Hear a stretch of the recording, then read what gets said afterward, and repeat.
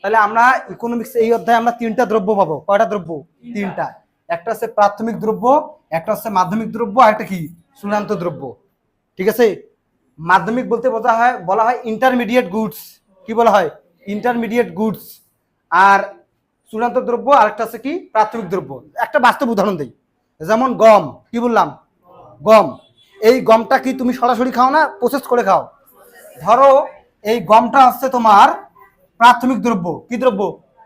আচ্ছা, গম কি সরাসরি খাও না? এটা একটা রূপে দান হয়। গম থেকে কি হয় বলো তো? আটা হয় না? গম থেকে হয় আটা। এই আটাটা হচ্ছে তোমার মাধ্যমিক দ্রব্য। কি দ্রব্য? মাধ্যমিক দ্রব্য। আটা থেকে কি হয়?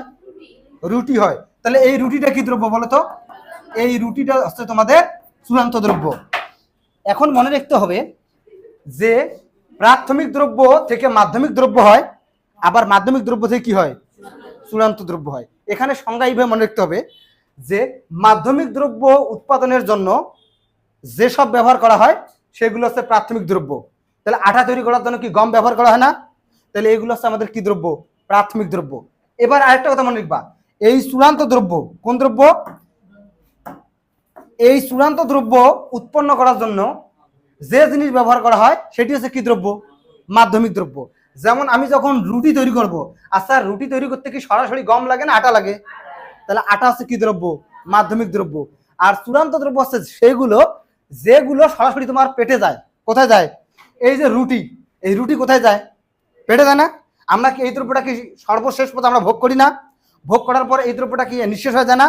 অতএব এইটা হচ্ছে আমাদের কি দ্রব্য বলো তো? চূড়ান্ত দ্রব্য। দেখো আমি যখন সংজ্ঞা দিয়েছিলাম যে একটি নির্দিষ্ট সময় সাধারণত একটি আর্থিক বছরে একটি দেশে যে পরিমাণ চূড়ান্ত কি দ্রব্য, চূড়ান্ত দ্রব্য উৎপন্ন হয় তার বর্তমান বাজার মূল্যকে বলে কি সামগ্রিক আয়। তার মানে আমি কোন দ্রব্যের কথা বলি নাই? প্রাথমিক দ্রব্যের কথা বলি নাই, মাধ্যমিক দ্রব্যের কথা বলি নাই, কি দ্রব্যের কথা বলছি? চূড়ান্ত দ্রব্য। একটা কথা মনে রাখবা, সামগ্রিক আয় নির্ণয়ের ক্ষেত্রে একটা মাত্র দ্রব্য হিসেব করা হয়। কটা দ্রব্য? একটা দ্রব্য হিসেব করা হয়। সেই দ্রব্যটার নাম কি? চূড়ান্ত দ্রব্য। এখন কেন হিসেব করা হয়? এই দুটো কি দোষ করলো কেউ কি বলতে পারবা? এখন কেন দেখো বলি। আচ্ছা দেখো, এক মনে করো যে 1 কেজি ধরো গমের দাম হচ্ছে তোমার 30 টাকা। কয় টাকা? 30 টাকা। ওই গমটা যখন আটা তৈরি হবে সেই আটার মূল্য হয়ে গেল তোমার 50 টাকা। কয় টাকা? 50 টাকা। ওই আটা থেকে তখন রুটি তৈরি হবে, রুটির দাম হলো কত টাকা বলো তো? 100 টাকা। আচ্ছা বলো তো, এই রুটির দাম যে 100 টাকা, এখানে কি গমের দামটা নাই? আছে না? এই রুটির দাম যে 100 টাকা, এখানে কি আটার দামটা নাই? আছে না? আছে। যখন আমরা এই যে চূড়ান্ত দ্রব্য হিসাব করব, এই চূড়ান্ত দ্রব্যের মধ্যে মূলত প্রাথমিক দ্রব্য এবং মাধ্যমিক দ্রব্যের দাম নিহিত আছে। এই জন্য আমরা সবসময় কোন দ্রব্যের দামকে হিসেব করব? চূড়ান্ত দ্রব্যের দাম হিসেব করব।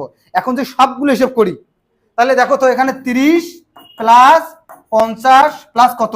100, সব কত হয়? 180। তো সবগুলো হিসেব করলে আমাদের সামগ্রিক আয় কত হয়? 180 না? কিন্তু না, এটা সামগ্রিক আয় হবে না, কারণ এখানে তাহলে আমাদের সামগ্রিক আয় মূলত হবে কত? এখানে 100।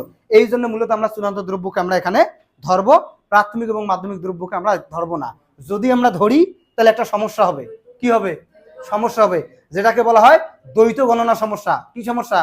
দ্বৈত গণনা সমস্যা। দ্বৈত পরীক্ষায় বারবার এই প্রশ্নটা আসে, খ নম্বর প্রশ্নে অথবা ক নম্বর প্রশ্নে আসে যে দ্বৈত গণনা কি। সহজ কথা আছে, দ্বৈত গণনা হচ্ছে দুইবার গণনা করা। কয়বার গণনা করা? তবে দুইবার যে হবে তেমন না, মোর দেন ওয়ান। হতে পারে 3 বার, হতে পারে 4 বার। একের বেশি হলে সেটা কি সমস্যা? দ্বৈত গণনা সমস্যা। এবং আরেকটা কথা মনে রাখবা, এই দ্বৈত গণনা সমস্যা তোমার সামগ্রিক আয় পরিমাপের ক্ষেত্রে সবচেয়ে গুরুত্বপূর্ণ বাধা, সবচেয়ে কি গুরুত্বপূর্ণ বাধা রাখে। এখন দেখো আমি একটা কথা বলি, ধরো ভিক্ষুক। কি বললাম? ভিক্ষুকের যে ইনকামটা, এটা কি আমরা কি সামগ্রিক আয় বা জাতীয় আয়ের মধ্যে কি ধরবো? কেন ধরবো না? আমরা মূলত সামগ্রিক আয় কি বুঝি? তোমার ইনকাম, আমার ইনকাম, এর ইনকাম, ওর ইনকাম। বাংলাদেশে যে 17-18 কোটি মানুষ আছে সবার ইনকামের যোগফল কি? সামগ্রিক আয়। এখন কথা হচ্ছে, আচ্ছা ভিক্ষুক কি নিজে ইনকাম করে? তুমি ইনকাম করছো 10,000, সেখান থেকে তুমি 20 টাকা ভিক্ষুককে দিছো।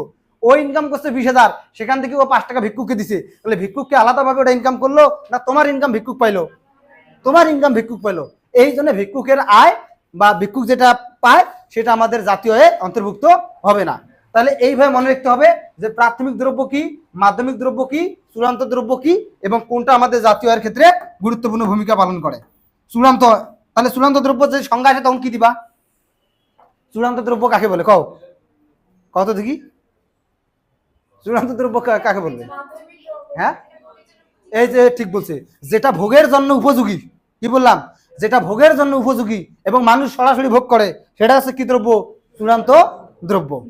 ক্লিয়ার? এবার আমরা এখানে পাবো জাতীয় আয় পরিমাপের পদ্ধতি তিনটা।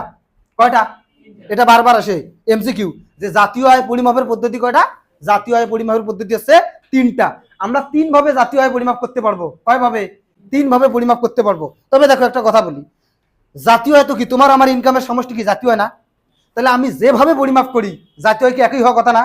কিন্তু আসলে এটা একই হয় না। এর অনেক কারণ আছে। কেন একই হয় না? এর কারণ হচ্ছে তোমার দেখা যাচ্ছে যে দুর্নীতি থাকে, তারপরে হচ্ছে তোমার আমরা যে তথ্য দেই সেই তথ্যের মধ্যে আমার ভুল থাকে, তারপরে হচ্ছে বিভিন্ন কারণে জাতীয় আয় সবসময় একই হয় না।